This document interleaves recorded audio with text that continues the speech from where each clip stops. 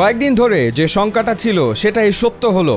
আইপিএলে খেলা হচ্ছে না বাংলাদেশের কাটার মাস্টার মুস্তাফিজুর রহমানের। ফিজকে স্কোয়াড থেকে ছেড়ে দেওয়ার জন্য কলকাতা নাইট রাইডার্সকে নির্দেশ দিয়েছে ভারতের ক্রিকেট বোর্ড বিসিসিআই। মুস্তাফিজের বদলে অন্য ক্রিকেটার নেয়ার অনুমতিও কেকেআরকে দিয়েছে বিসিসিআই।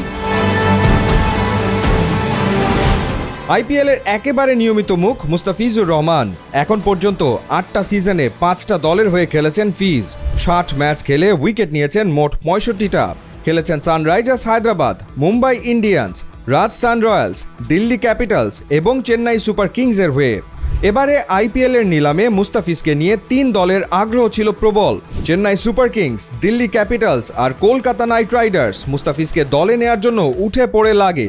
শেষমেশ 9 কোটি 20 লাখ ইন্ডিয়ান রুপি, বাংলাদেশি টাকায় প্রায় 12 কোটিতে মুস্তাফিজকে দলে নেয় কলকাতা নাইট রাইডার্স।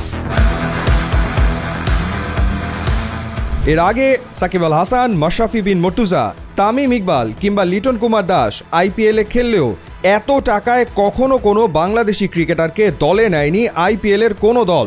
মুস্তাফিজুর রহমান তার ন্যায্য মূল্য পাওয়ায় আনন্দ প্রকাশ করে বাংলাদেশি ক্রিকেট ভক্তরা। মূলত বাংলাদেশি ক্রিকেটাররা আইপিএলে খেললেই ইন্ডিয়ান প্রিমিয়ার লিগের ব্যাপারে বাড়তি আগ্রহ প্রকাশ করে বাংলাদেশি ক্রিকেট ফ্যানরা। কিন্তু এরপর প্রেক্ষাপট পাল্টাতে শুরু করে।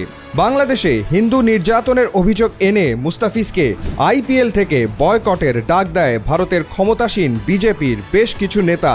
সেই সুরে সুর মেলান দলটির সমর্থকদের একাংশ। প্রশ্ন তোলা হয় কেকেআরের মালিক শাহরুখ খানকে নিয়েও।